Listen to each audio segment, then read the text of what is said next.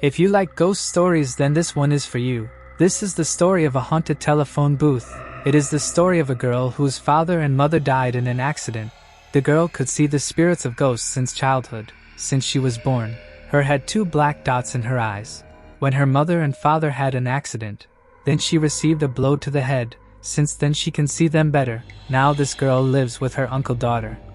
One day her aunt's friend came to her house to teach her. He trembles before he enters and introduces her. Then his girlfriend said that, "I told you this is my cousin's name, Yaya Hozuki."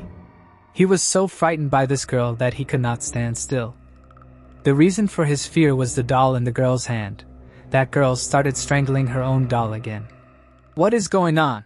Seeing him scared, his girlfriend said, "What happened to you?" Then he controlled his fear and he told her it was okay. Then the girl pressed it on her doll's neck and said, "Let's go to some haunted place." Since she is so young, nothing she says can stop her. Then she went out with them. They finally got there. The condition of that boy looks very bad. The haunted place that spoke of was a disconnected telephone booth. Then his girlfriend said that you were not told about the incident of this booth. Here a beautiful woman was killed by 3 bad guys. Since then her spirit lives here and haunts everyone. Hearing this, the little girl went inside the telephone booth and her teacher got scared and brought her back.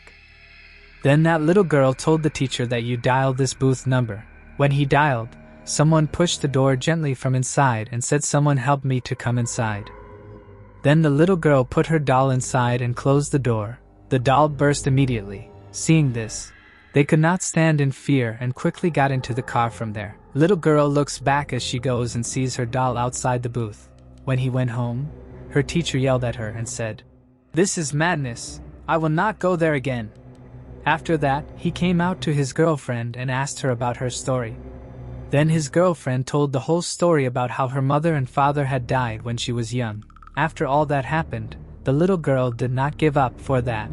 I listened to what she says and don't skip any questions. That little girl from behind had heard all their words, then the next day again invited him to go there.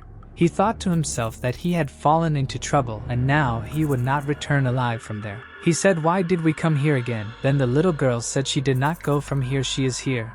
Then someone pulled her teacher's hand and forced him inside. His whole condition was getting worse. Suddenly he turned back and saw someone walking slowly towards him from behind.